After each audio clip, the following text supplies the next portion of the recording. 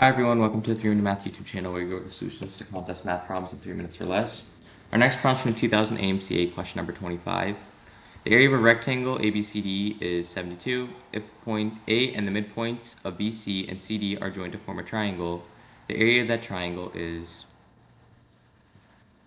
So we can solve this by considering if this side AD were to be X and if this were to be Y. So if the side AD were to be X, that means that BC, so this point here, this distance must be X over 2. Actually, let's consider it as 2X and 2Y.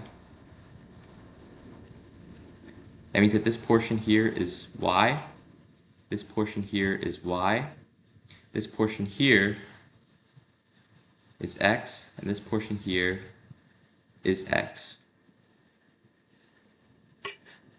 So to find the area of the triangle, we can just subtract the area of each of these triangles from the larger rectangle. So the larger rectangle's area is 4xy, and the area of the smaller triangles is going to be 2xy over 2, xy over 2, and 2xy over 2.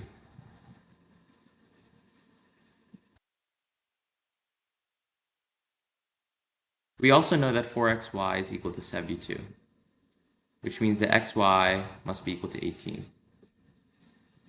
Performing the subtraction, we get 2xy minus xy over 2 equals 3xy over 2,